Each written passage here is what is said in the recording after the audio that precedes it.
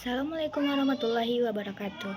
Perkenalkan, nama saya Vinta Putri Andini, NIM 2210541010, akan mempresentasikan tentang pengaruh migrasi, GDP, jumlah pengungsi, pertumbuhan ekonomi negara terhadap pengangguran di Indonesia.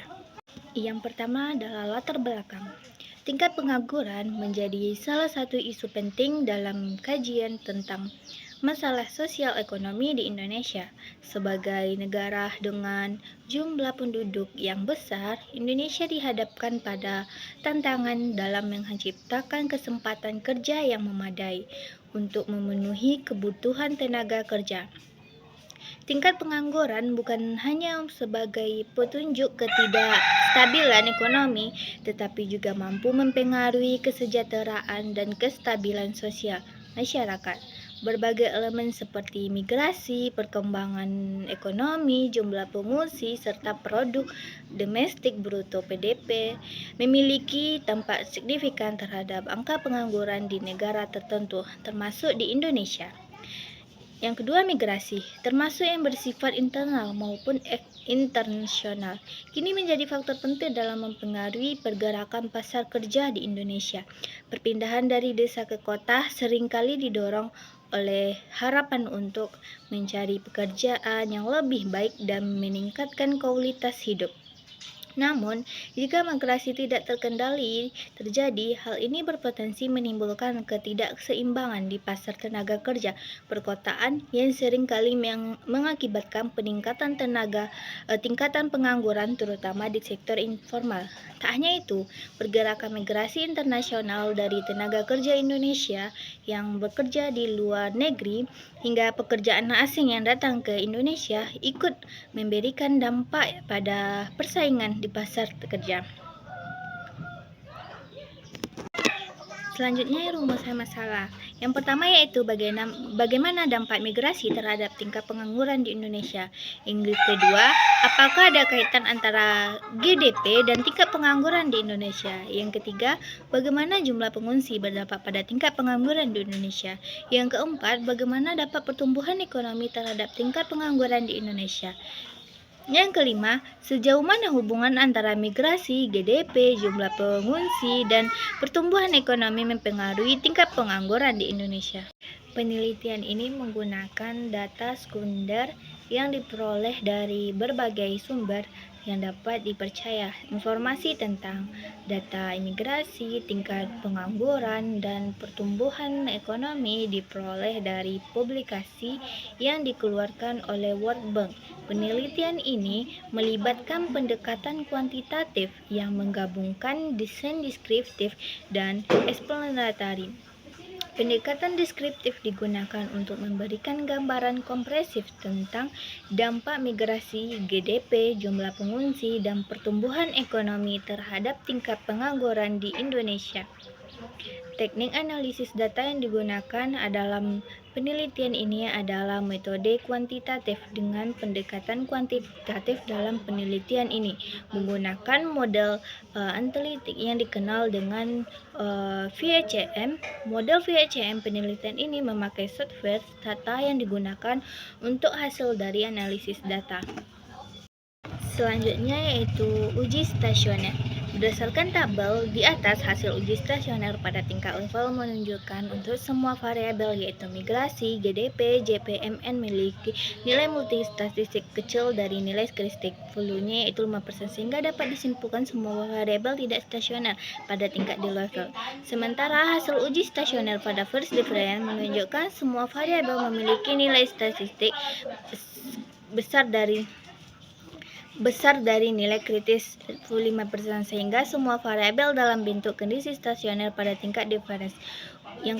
Selanjutnya itu uji kontrigasi. Hubungan antara kontrigasi dapat dilihat dengan membandingkan nilai statistik dan preskriptif volume, di mana nilai mutlak statistik harus besar dari nilai mutlak critical value. Berdasarkan hasil penelitian tabel 42, nilai mutlak statistik sebesar 3,409 besar dari 5% sebesar 4,450, sehingga terdapat hubungan kontrigasi.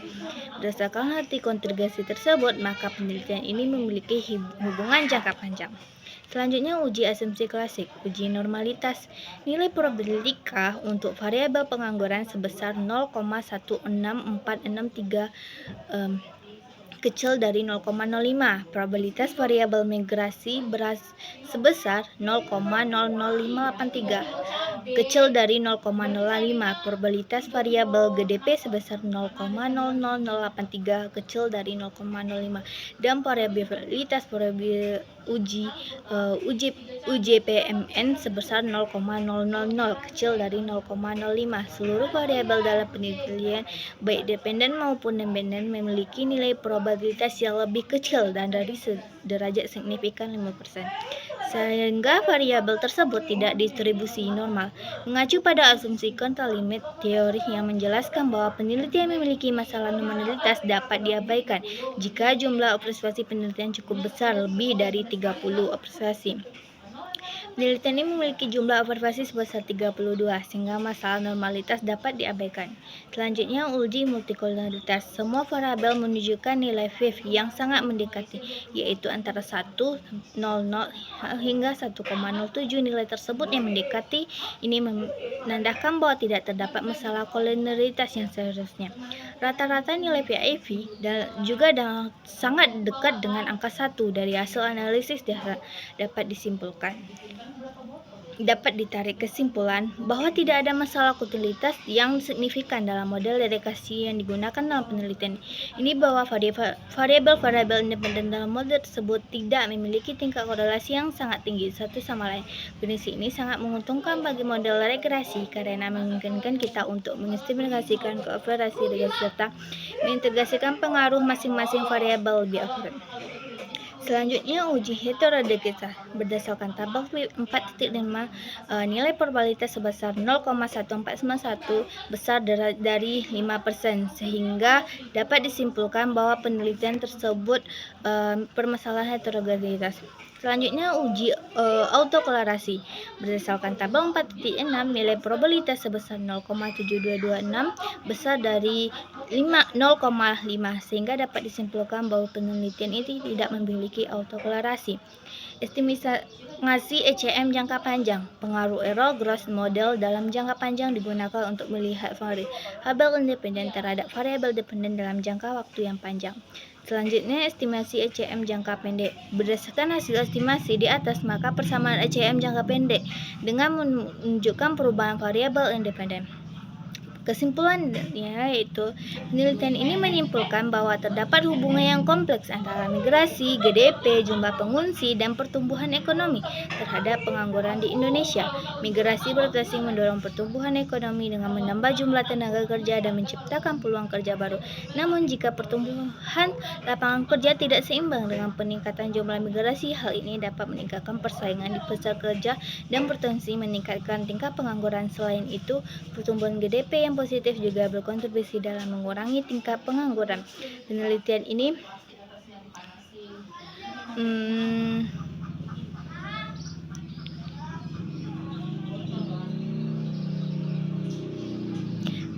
ini menemukan pentingnya kebijakan yang inklusif untuk menciptakan lapangan kerja yang memadai serta mengurangi disparitas di sektor ketenagakerjaan. Dengan memahami interaksi antara variabel-variabel ini, diharapkan pemerintah dan memangku kepentingan dapat merancang strategi yang lebih efektif dalam menghadapi tantangan pengangguran di negara global dan domestik yang terus berubah. Baiklah, hanya itu yang dapat saya sampaikan. Assalamualaikum warahmatullahi wabarakatuh.